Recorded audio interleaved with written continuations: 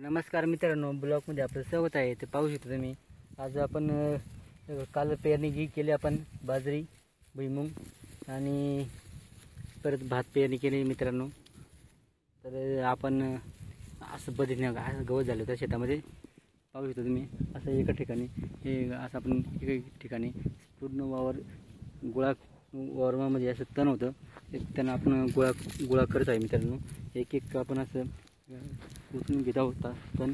पाहू शकतो तुम्ही. अशा पद्धतीने आपण एक एक असं उचलून घेत आहोत तण, जेणेकरून पावसामुळे पाऊस आला का लगेच तो आणखी पूर्ण हिरवागार होऊन जाईल. त्यासाठी आपण पूर्णपणे वेचून घेतो आहे मित्रांनो, जेणेकरून आपल्या वावरामध्ये आपल्याला कोळपणीसाठी अडचणी आणि म्हणून हा गवत सुकलेला आहे. तर म्हणून आपण ते वेचून घेतो मित्रांनो. असं एका ठिकाणी गोळा करून ठेवून देतो मित्रांनो. तर आपण दोघं माणसं आहे, तर आपण पूर्ण वावर विचून घेणार मित्रांनो.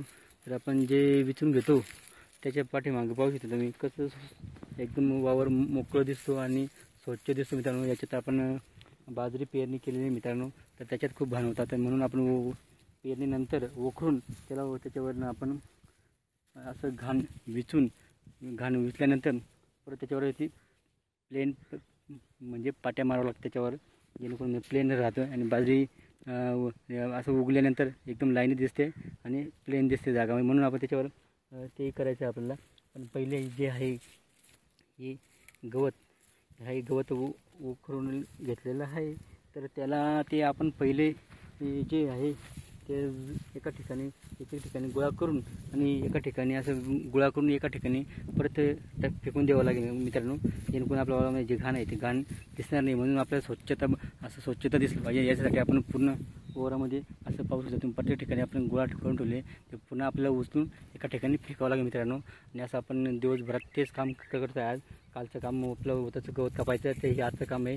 हे गवत जे आहे शेतामध्ये जे खाली आहे उकरून पडलेलं आहे, असं गवत सुकलेलं गवत आहे, ते आपण उचलून मित्रांनो त्याला एका ठिकाणी गोळा करून फेकत आहोत मित्रांनो. असं पद्धतीने आपलं दिवसभर काम चालू मित्रांनो. व्हिडिओवरती लाईक शेअर कमेंट करा, चॅनल सबस्क्राईब करा. जय जवान जय किसान मित्रांनो.